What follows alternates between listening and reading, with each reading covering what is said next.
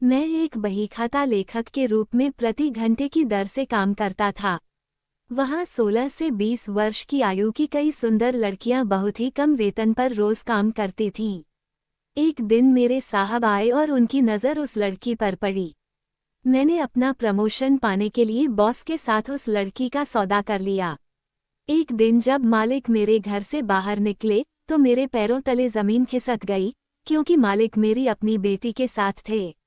मित्रों, ये हमीरपुर गांव की कहानी है, जहां गांव की गरीब महिलाएं और लड़कियां कम पैसों पर काम करती हैं। गांव में एक पक्की सड़क पर धूल उड़ रही थी और मेरी कार एक जगह से पहुंची। तभी अकाउंटेंट मुनीम मुझे ऑफिस से ले आया और मेरी सेवा करने लगा, ताकि मैं उस बच्चे का काम समझ सकूं और सभी मजदूर उनसे, उनके छोटे ठाकुर नीरज से परिचित हो जाएं। नीरज और अकाउंटेंट एक तरफ गए और जब महिलाएं मिट्टी मिलाने में व्यस्त थीं, तब एक सुंदर चेहरे, मादक आंखों और नारंगी पंखुड़ियों जैसे होठों वाली लड़की पर नीरज की नज़र स्थिर हो गई। मुनीम ने पहली बार मिट्टी में खिले हुए गुलाब को देखा। नीरज ने लड़की के शरीर को ध्यान से देखते हुए कहा, साहब, आपको यहाँ रोज ऐसे गुलाब खिलते देखने को मिलेंगे। अकाउंटेंट की हंसी सुनकर नीरज ने पूछा, अकाउंटेंट, उस लड़की को कितनी तनख्वाह मिलती है? अकाउंटेंट ने कहा, सर, वह धुन से काम नहीं करती, 60 रुपये रोज के वेतन पर काम करती है।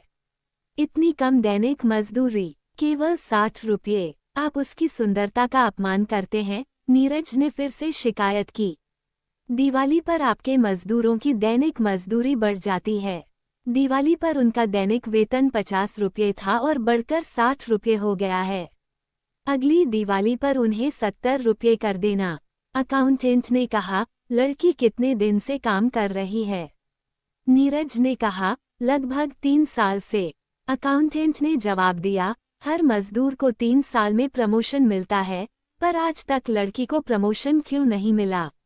उसने नाराजगी व्यक्त करके कहा, साहब, आप उसे दिवाली पर प्रमोट करेंगे? अकाउंटेंट ने तुरंत कहा, वो अगले स्टॉप पर मुनीम का काम करेगी।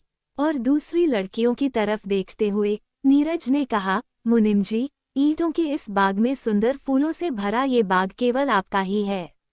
आपको जो भी गुलाब पसंद हो, उसका आदेश दीजिए और वो आपकी सेवा में उपलब्ध करवा दिया जाएगा। तब एक मुक्त व्यक्ति का आपका दिमाग बड़ा है।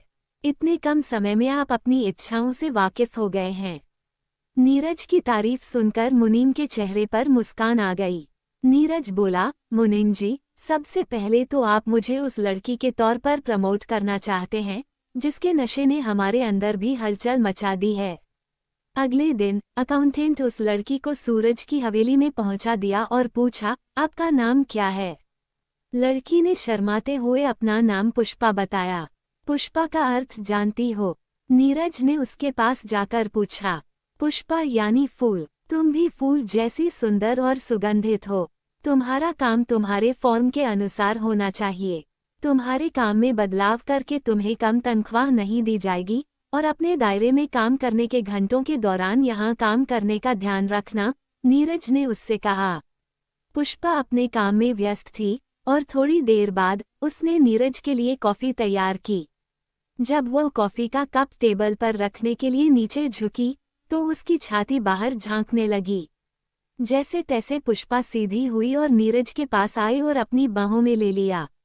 छोटे ठाकुर, यह क्या कर रहे हैं?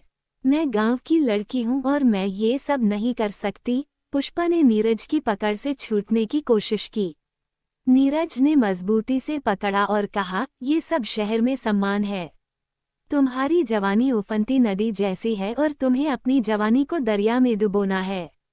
अगले ही पल नीरज की उंगलियां पुष्पा की छाती पर आराम से घूमने लगी थीं। फिर से बातचीत होने लगी और पुष्पा नीरज की जिंदगी का मजा लेने लगी। तब पुष्पा को एक अनोखी राहत मिली और उसने खुद को नीरज को सौंप दिया।